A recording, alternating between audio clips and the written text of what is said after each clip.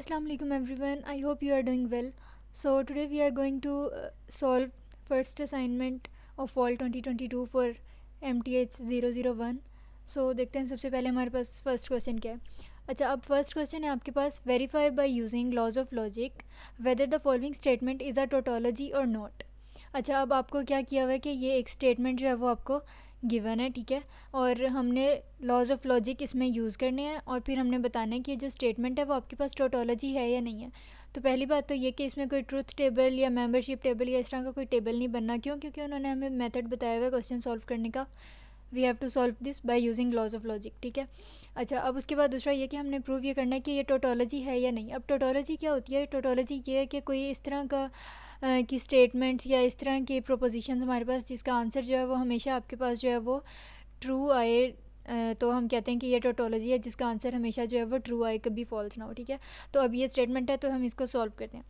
अच्छा, अब सबसे पहले देखें कि इस स्टेटमेंट को पार्ट वाइज अगर बाय पार्ट्स हम सॉल्व करें तो सबसे पहले जो है इतने से पार्ट को देखें जो ब्रैकेट्स के अंदर है, टिल्डा क्यू इम्प्लाइज़ पी. अब जहाँ पे भी ये क्यू इम्प्लाइज़ पी होगा या पी इम्प्लाइज़ क्यू या इस तरह से मतलब इम्प्लीकेशन का साइन जहाँ पे भी यूज़ होगा वहाँ पे आपने सबसे पहले जो है वो इम्प्लीकेशन लॉ यूज़ करना है. अब इम्प्लीकेशन लॉ के अकॉर्डिंग ये वाला टिल्डा है ना, इसको फ़िलहाल ऐसे का ऐसा रखेंगे. अब फॉर एग्जांपल सपोज़ करें ये आपके पास क्यू इम्प्लाइज़ पी है. अब क्यू इम्प्लाइज़ पी को जब हमने इम्प्लीकेशन लॉ ऑफ लॉजिक के अकॉर्डिंग सॉल्व किया तो क्यू इम्प्लाइज़ पी का ये आंसर आता है कि that is equal to tilde Q vel P, ठीक है. तो ये आपने यहाँ इम्प्लीकेशन लॉ यूज़ किया इसका. बाकी सारी स्टेटमेंट वैसी की वैसी. उसके बाद नेक्स्ट स्टेप देखें, डबल नेगेशन लॉ. अब यहाँ पे भी टिल्डा और यहाँ पे भी टिल्डा क्यू, तो टिल्डा ऑफ टिल्डा क्यू, तो टिल्डा ऑफ टिल्डा जो है यानी कि डबल नेगेटिव जो है वो पॉजिटिव के इक्वल हो जाता है. तो tilde of tilde Q that is equal to positive Q. तो यहाँ थर्ड स्टेप जो है नेक्स्ट आपके पास, उसमें ये जो दो टिल्डास थे आपस में इनका डबल नेगेटिव होके ये पॉजिटिव हो गए हैं, ये दोनों, ये वाले दोनों.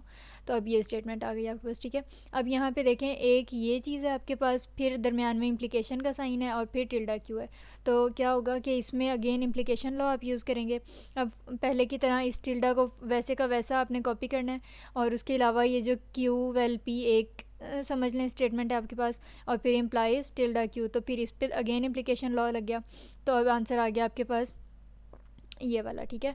अब ये तो आ गया इसमें. अब देखें अगेन टिल्डा ऑफ टिल्डा, तो डबल निगेशन के अकॉर्डिंग यहाँ ये पॉजिटिव हो गया, इसलिए ये दोनों टिल्डास यहाँ पे कैंसिल हो गए हैं. अच्छा, अब देखें कि नेक्स्ट स्टेप में क्या किया. यहाँ पे था क्यू वेल पी, तो देखें नेक्स्ट स्टेप में मैंने इसको क्या किया, पी वेल क्यू. क्यों? क्योंकि ये कम्यूटेटिव लॉ ऑफ लॉजिक है कि अगर पी वेल क्यू है तो आप उसको क्यू वेल पी कर सकते हैं. अगर पी एंड क्यू है उसको क्यू एंड पी किया जा सकता है. क्यू एंड पी है उसको पी मतलब रिवर्स इस तरह से हम कर सकते हैं, जैसे A is equal to B then B is equal to A. तो ये कम्यूटेटिव लॉ यहाँ पे यूज़ हो गया, ठीक है.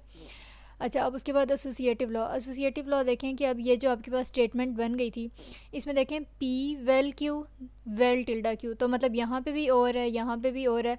तो जब इस तरह चाहे अगर इकट्ठे और आ जाएँ या इनकी जगह पे हैट होता एंड होता तो भी क्या होता है कि हम ब्रैकेट्स अपनी मर्ज़ी से चेंज कर सकते हैं. अब कैसे कि पहले पी वेल क्यू ब्रैकेट्स में था देन वेल टिल्डा क्यू था ना, तो लॉ ऑफ एसोसिएशन के अकॉर्डिंग हम इसको डिस्ट्रीब्यूट कर सकते हैं. कैसे कि आप इस ब्रैकेट को पी वेल से हटा के यहाँ पे ले आएँ क्यू वेल टिल्डा क्यू पे, ठीक है. ये हो गया. अब उसके बाद ये अब ब्रैकेट्स में जो है आपके पास क्यू वेल टिल्डा क्यू, इसको और से देखें तो ये निगेशन लॉ है. निगेशन लॉ क्या कहता है कि जब एक वेरिएबल अपने ही नेगेटिव के साथ, अपने ही टिल्डा के साथ, अपनी ही निगेशन के साथ जब और होता है, यानी कि वेल अगर दरमियान में आ जाए तो वो लॉजिकली इक्वल होता है टोटोलॉजी के, ठीक है. तो यहाँ पे आ गया टी. तो यहाँ पे अब क्या हो गया कि टी वेल टी, और अगेन जब हम इसका अगर मेंबरशिप टेबल या ट्रूथ टेबल जिसे कहते हैं वो भी बनाएं तो जब दो सेम वेरिएबल्स का, दो सेम चीज़ों का अगर हम आपस में और लें तो आंसर जो है वो वही सेम वेरिएबल आ जाता है, ठीक है. तो इसका मतलब है कि हमने ये जो है प्रूव कर दिया है by using laws of logic के जो आपको गिवन स्टेटमेंट थी, गिवन प्रोपोजिशन थी, वो टोटोलॉजी है, ठीक है. उसके बाद नेक्स्ट क्वेश्चन पे आते हैं, that is using the truth tables determine whether the following argument form is valid और इनवैलिड. अब जो इस तरह की दो स्टेटमेंट्स दी हुई हैं आपके पास, ठीक है, और एक ये आपको आखिर में कंक्लूजन दिया हुआ है और आपने बताना है कि आर्ग्यूमेंट जो है वो वैलिड है या नहीं है. अब ये कैसे पता चला कि ये एंड वाली स्टेटमेंट कंक्लूजन है जिसमें आपके पास स्टेटमेंट में देयरफॉर वाला ये साइन लगा होगा ना, तो ये होती है कंक्लूजन, ठीक है. अब उसके बाद दूसरा ये कि अब कंक्लूजन की स्टेटमेंट के अलावा जो बाकी दो स्टेटमेंट्स हैं वो आपके पास होती हैं प्रेमिसेस। तो ये फर्स्ट प्रेमिसेस है, ये सेकंड प्रेमिस है, ये प्रेमिस 1 है और ये प्रेमिस 2 है। अब हमने क्या करना है कि हमने ट्रुथ टेबल से बताना है कि ये आर्ग्यूमेंट वैलिड है या नहीं। तो अब यहाँ पे क्या होगा कि आपके पास कितने वेरिएबल हैं, एक p है, एक q है, एक r है। तो आपने 3 कॉलम जो है वो बना लेने हैं p q r के। और कितनी रोज़ बनानी है वो फॉर्मूला होता है 2n। n होता है नंबर ऑफ़ वेरिएबल्स। तो यहाँ पे आपके पास कितने वेरिएबल थे, 3। तो 2 3 जो है वो क्या होता है 8। तो 8 रोज़ बन गई। फर्स्ट p में जो है 4 ट्रू 4 फॉल्स, देन q में 2 ट्रू 2 फॉल्स, इस तरह से बनाना है। r में 1 ट्रू 1 फॉल्स, ये वाला टेबल बन गया, ठीक है। उसके बाद फर्स्ट प्रेमिस के लिए कॉलम बना लें p इम्प्लाइज q, फिर सेकंड प्रेमिस के लिए कॉलम बना लें p वेल r, और फिर आखिर में जो कॉलम होता है वो कंक्लूजन के लिए होता है, ठीक है। अब यहाँ तक तो हमें समझ आ गई कि फ़र्स्ट 3 कॉलम्स बने कैसे। अच्छा, p implication q, p implies q। अब इसमें कैसे होता है कि अगर for example p implies q में अगर तो दोनों ट्रू हैं तो वो ट्रू रहेगा, अगर वो दोनों फॉल्स हैं तो भी वो ट्रू रहेगा, ठीक है। सिर्फ वो फॉल्स तब होगा जब p तो ट्रू रहे, मतलब फर्स्ट कंडीशन ट्रू हो लेकिन दूसरी वाली फॉल्स हो जाए तो ये फॉल्स होगा। तो इसलिए इसके अकॉर्डिंग पूरा जो है ये p इम्प्लाइज q का आपका बन गया टेबल यहाँ पे। अगला था p वेल r का। p वेल r सिर्फ तब भी फॉल्स होता है जब दोनों फॉल्स हों, अदरवाइज़ अगर एक भी ट्रू रह जाए तो दोनों वो आंसर जो है आपके पास ट्रू आ जाता है, ठीक है। ये बन गया। और r जो था इसको हमने कैसे बनाया, ये जो एग्जैक्ट ये वाला कॉलम था ना आपके पास, ये एग्जैक्टली आपने जो है यहाँ पे कॉपी कर लेना है, क्योंकि इस पर कोई ऑपरेशन नहीं यूज़ हो रहा, कोई लॉ ऑफ लॉजिक कुछ नहीं इस पर करना है, इम्प्लीकेशन वगैरह, ठीक है। तो ये एग्जैक्टली आ गया। अच्छा, अब टेबल तो हमने बना लिया, अब हमने ये कैसे बताना है कि आर्ग्यूमेंट वैलिड है या नहीं।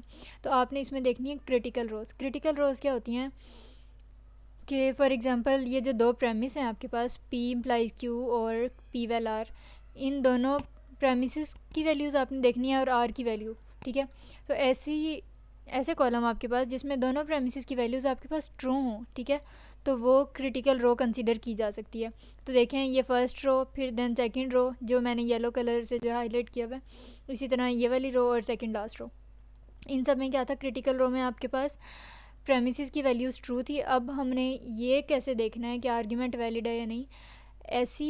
ऐसी क्रिटिकल रो जिसमें प्रेमिसेस की वैल्यू भी ट्रू हो और कंक्लूजन भी ट्रू आ जाए।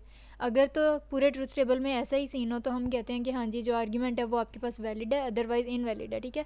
तो अब हमने क्या देखना है कि जितनी भी हमारे पास लाइक प्रेमिसेस की क्रिटिकल रोज थी जिनमें प्रेमिसेस दोनों ट्रू थे, तो हमने देखना है कि क्या सब में उनका कंक्लूजन भी ट्रू आ रहा है। तो देखें फर्स्ट रो में जो कंक्लूजन है वो ट्रू आ रहा है, सेकंड में लेकिन फॉल्स आ गया, फिर इस वाली में ट्रू आ रहा है और इसमें भी ट्रू आ रहा है। तो इसका ये आंसर है कि जो आर्ग्यूमेंट है वो आपके पास वो इनवैलिड है। क्यों? क्योंकि आर्ग्यूमेंट के कम्प्लीटली वैलिड होने के लिए, किसी भी आर्ग्यूमेंट के वैलिड होने के लिए ज़रूरी होता है कि जितने भी उसके प्रेमिसेस की क्रिटिकल रोज़ हैं, कि मतलब उनके अगर प्रेमिसेस की वैल्यूज़ ट्रू हैं तो उसके सब कंक्लूजन्स में भी ट्रू आना चाहिए। किन कंक्लूजन्स में? जिसमें प्रेमिसेस जो हैं वो ट्रू हैं, उसको क्रिटिकल रो कहते हैं, ठीक है। तो अगर सारे क्रिटिकल रोज में आपके पास कंक्लूजन की वैल्यू ट्रू आ रही है, एक भी फॉल्स नहीं होना चाहिए, देन आपके पास आर्ग्यूमेंट वैलिड है, अदरवाइज़ वो इनवैलिड है, ठीक है।